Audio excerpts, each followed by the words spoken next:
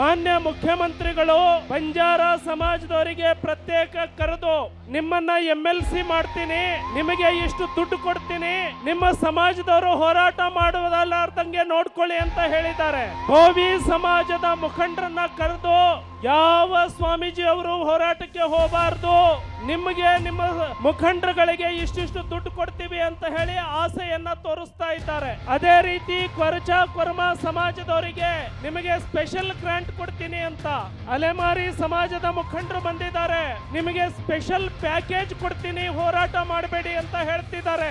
ಹಾಗಾಗಿ ಬಂಜಾರ ಬೋವಿ ಕೊರಮದ ಕಾಂಗ್ರೆಸ್ಸಿನಲ್ಲಿರುವಂತಹ ಮುಖಂಡರು ಸುಮಾರು ಒಂದು 25 ಕೋಟಿ ರೂಪಾಯಿಯಷ್ಟು ದುಡ್ಡನ್ನ ಇಸ್ಕೊಂಡು ನಾವು ಈ ಸರ್ಕಾರಕ್ಕೆ ಮೀಸಲಾತಿಯಲ್ಲಿ ನಮಗೆ ಬಹಳ ಒಳ್ಳೇದು ಮಾಡಿದ್ದೀರಿ ಅಂತ ನಿಮಗೆ ಸನ್ಮಾನ ಮಾಡೋ ಕಾರ್ಯಕ್ರಮ ಇಟ್ಕೊಳ್ಳೋ ಸಿದ್ಧತೆಯನ್ನ ಮಾಡ್ತಾ ಇದ್ದಾರೆ.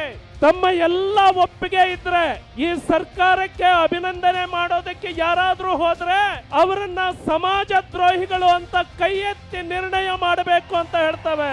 ದುಡ್ಡಿನ ಆಸೆಗೆ ಸರ್ಕಾರಕ್ಕೆ ಅಭಿನಂದನೆ ಸಲ್ಲಿಸುತ್ತಿರುವ ಸಮಾಜ ದ್ರೋಹಿಗಳಿಗೆ ಧಿಕ್ಕಾರ ಧಿಕ್ಕಾರ. ದುಡ್ಡಿನ ಆಸೆಗೆ ಸನ್ಮಾನ ಮಾಡುತ್ತಿರುವ ಈ ಸಮಾಜ ದ್ರೋಹಿಗಳಿಗೆ ಧಿಕ್ಕಾರ ಧಿಕ್ಕಾರ.